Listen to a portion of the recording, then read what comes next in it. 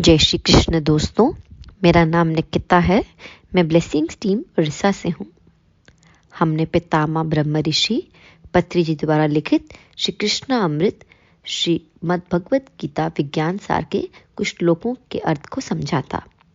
तो चलिए इसी संदर्भ में श्रीमद् भगवत गीता के कुछ और श्लोकों की गहराई को समझते हैं। श्री कृष्ण भगवान अर्जुन से कहते हैं, जैसे मनुष्य पुराने वस्त्रों को त्याग कर दूसरे नए वस्त्रों को ग्रहण करता है, वैसे ही जीवात्मा पुराने शरीरों को त्याग कर दूसरे नए शरीरों को प्राप्त कर लेती है। श्री वेदव्यास जी ने इस प्राकृतिक शरीर यानी भौतिक शरीर की तुलना हमारे वस्त्रों से की है, जिन्हें हम पहनते हैं। उन्हें निकाल कर बाहर फेंक कर दूसरे नए वस्त्र पहनते हैं। शरीर का भी उसी प्रकार उम्र हो जाने पर, वृद्धावस्था हो जाने से, निर्बल होकर मृत्यु द्वारा झड़ जाने पर आत्मा एक और नए शरीर को धारण कर लेती है। यह देह एक वस्त्र है, हम एक देहधारी हैं।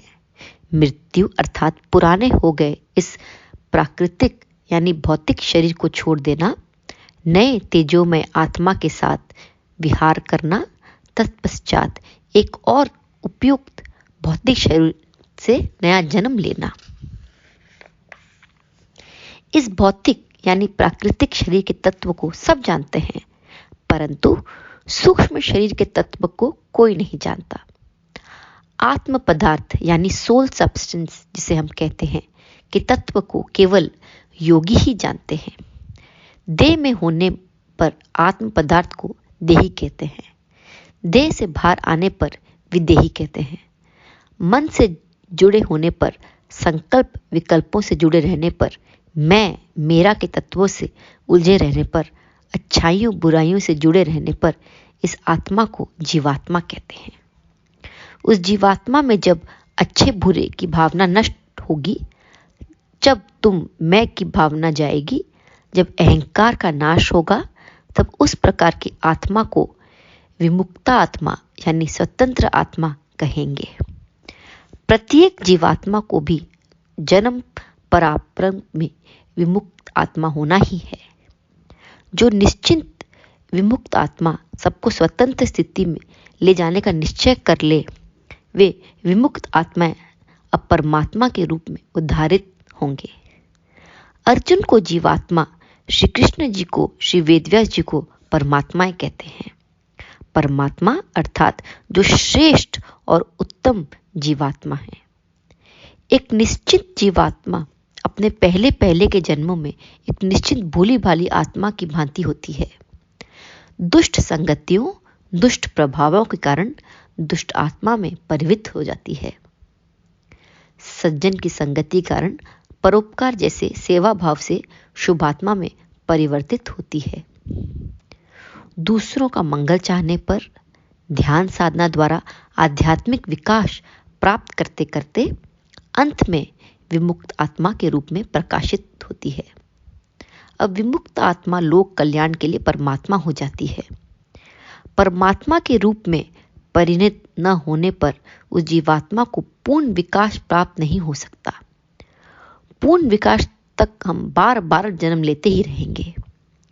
लेखक कहते हैं, पुनरुपि जननम पुनरुपि मरणम। प्रश्न है, इस प्रकार कब तक? उत्तर यह है, परमात्मा रूप में होने तक।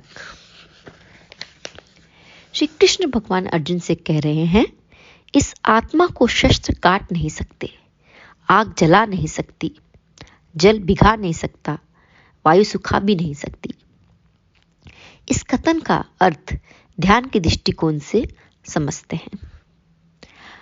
पंच महाभूतों से बना है हमारा यह शरीर, इसीलिए इस शरीर को देह कहा गया है। भौतिक यानी प्राकृतिक शरीर जल से गीला होकर गल कर डूब जाता है। वायु भौतिक शरीर को सुखा देता है। भौतिक शरीर शस्त्रों के द्वारा कट जाता है, परंतु आत्मा शस्त्रों से कट नहीं सकता, अग्नि से जल नहीं सकता, जल से जरा भी भीगता नहीं है ये आत्मा। 5 भौतिक शरीर नष्ट कर सकने वाले सभी तत्व आत्मा को कुछ भी नहीं कर सकते। अर्थात देह का धर्म भिन्न है और आत्मा का धर्म भिन्न। भौतिक शरीर भिन्न है और आत्म पदार्थ भिन्न है। दोनों भिन्न भिन्न हैं। एक नाशवान है, दूसरा नित्य है, अविनाशी है, जिसका नाश नहीं हो सकता। शरीर जन्मता है, मरता है, परंतु आत्मा नित्य है, अपरिवर्तित है, सर्वव्यापी सत्य है।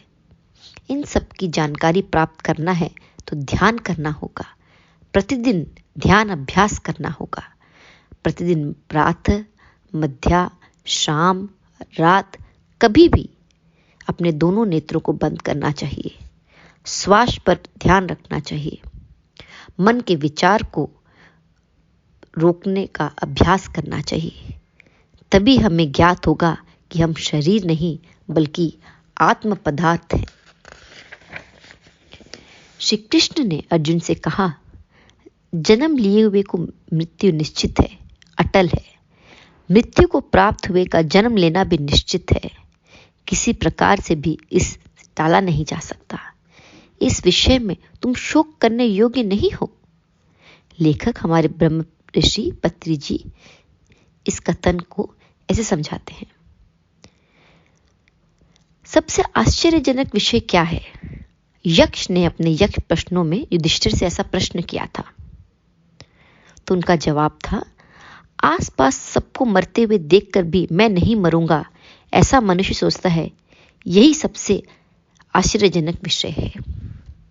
धर्मराज ने उत्तर दिया, हम प्रतिदिन गर्भशय शिशु के रूप में, नन्हे शिशु के रूप में, बचपन में ही अकाल मृत्यु से मरने वाले को देखते रहते हैं। उसी प्रकार युवावस्था से वृद्धावस्था प्राप्त लोगों तक विभिन्न अवस्था में असंख्य लोग रोज मरते ही रहते हैं। इतना सब देखते हुए भी हमारे दर के पास मृत्यु नहीं जाएगी, ऐसा भ्रम में रहते हैं हम। इसी संदर्भ में छोटी सी कहानी सुनते हैं दोस्तों। मृत्यु को प्राप्त अपने बेटे के शव को बुद्ध के पास रखकर बुद्ध से प्राण डालने की प्रार्थना करती है एक बूढ़ी माँ। तब बुद्ध कहते हैं, जिस घर में कभी मृत्यु नहीं हुई हो, तुम ऐसे घर के कुछ सरसों के दाने ले आओ, उससे बालक को जीवन दान दे दूंगा मैं। यह सुनकर बूढ़ी ने कहा, बस इतना ही, तुरंत ले आऊंगी, कहकर वह निकल पड़ी। बेचारी माँ घूम घाम कर वास्तविक सत्य की जानकारी मिलते ही उसे ऐसा कोई भी घर नहीं मिला जहां मृत्यु नहीं हुई हो। तो इससे हमें यह सीख मिलती है दोस्तों, आने वालों का जाना निश्चित है, जाने वालों को आना ही है, यही अटल सत्य है। चक्र जब घूमता है तब नीचे से ऊपर आता है, फिर ऊपर से नीचे जाता है। भूलोक यानी धरती स्वर्गलोक में जाते हैं, स्वर्गलोक के वासी धरती पर आते हैं। इस सर्व सहज चक्र भ्रमण के लिए शोक क्यों करना? बचपन में हमने पाठशाला जाकर कक्षा दर कक्षा की पढ़ाई पूर्ण की है। उसी प्रकार भूलोक यानी धरती भी आत्मज्ञानार्थ व्यवस्थित एक अद्भुत पाठशाला है। यहाँ पर हम आते हैं, कुछ दिन रहते हैं, थोड़ा सीखते हैं और चले जाते हैं। नए नए पाठ सीखने के लिए सुविधा युक्त भिन्न भिन्न प्रदेशों, भिन्न भिन्न लोकों में बार बार जन्म लेते हैं। इस प्रकार आते रहते हैं, जाते रहते हैं। इसलिए यह कोई मुक्त होने का विषय ही नहीं है। मृत्यु पर शोक प्रकट करना दर्शाता है कि हमने सत्य को जाना नहीं है। इसका तो अर्थ यही हो सकता है कि हम अभी भी अज्ञान हैं, अभी भी अज्ञान गया नहीं है। मृत्यु किसी भी क्षण आ सकती है, इसलिए प्रत्येक क्षण को पूरी तरह जीना चाहिए। प्रत्येक क्षण में पूर्ण रूप से जीने वाले ही ब्रह्म ज्ञानी हैं। हमारा आना और हमारा जाना हमारे ही वश में होता है। इनकी सृष्टिकर्ता स्वयं हम ही हैं। माँ ने जन्म दिया, इसलिए मेरा आना माँ के हाथों में है, मेरा जाना ऊपर वालों के हाथों में है। ये सब स्थूल दृष्टि का सत्य है, परंतु सूक्ष्म दृष्टि, दिव्य दृष्टि में ये बातें वास्तव में असत्य है। तो दोस्तों, आज के लिए इतना ही। धन्यवाद।